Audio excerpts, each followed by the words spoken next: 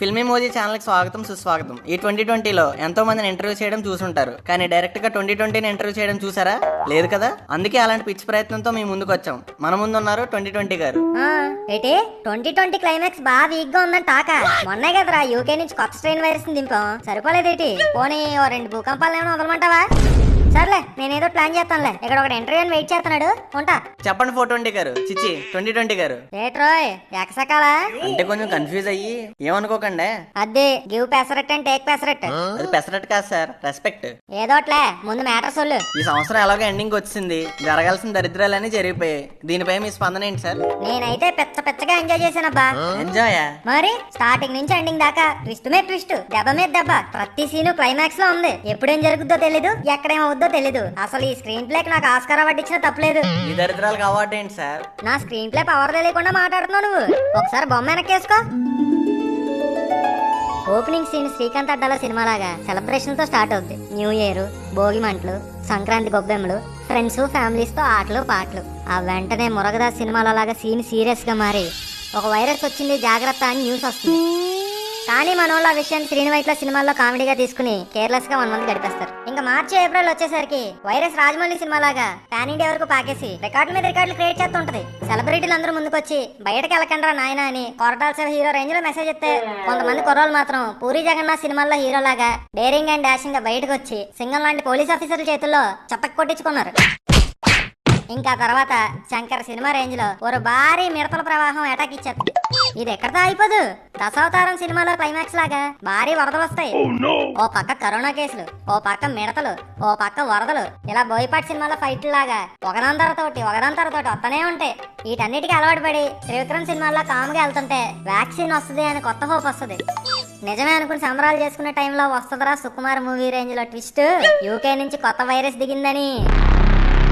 అప్పుడు పడతదరా శుభం కార్డా సార్? కాదు, టు బి కంటిన్యూడ్ అని. చూసావా క్లైమాక్స్ లో కూడా ఎలా షాక్ అయ్యో? ఎలా ఉంది మన సినిమా?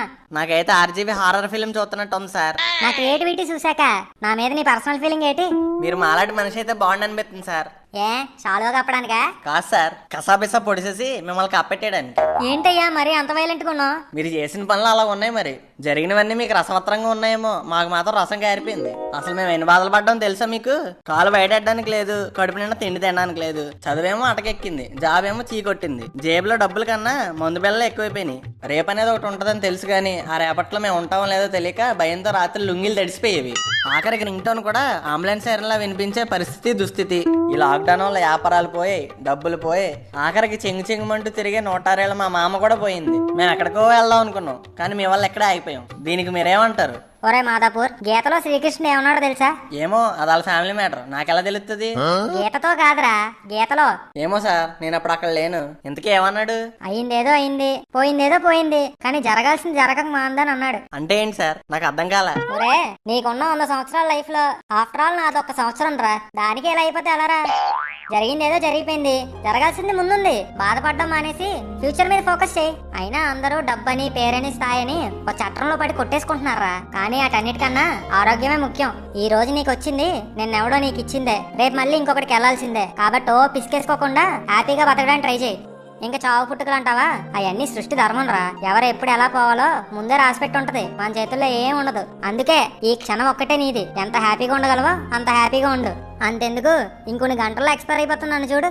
ఎంత ఉల్లాసంగా ఉన్నానో, ఎంత ఉత్సాహంగా ఉన్నానో. అవును సార్, మా జీవితంలో ఆనందం కన్నా ఆశపడి అలసిపోవడాలు ఎక్కువ ఉన్నాయి. కానీ ఇప్పుడు నాకు అర్థమైంది, ఉన్నవాటితోనే ఆనందంగా ఆరోగ్యంగా ఉండడం ముఖ్యమని. ట్రాక్ లోకి వచ్చారా మహేష్? బాబు ఎవరు సార్ కలకల్లాడిపోతున్నాడు? నా వారసుడు, వర్షన్ 2021. బాబు మన ఆడియన్స్ కి ఏమైనా చెప్తారా? హాయ్ ఫ్రెండ్స్, ఊరికే రావాలనిపించింది వచ్చేసా. అమ్మదేనమ్మ సిగ్గేస్తుంది.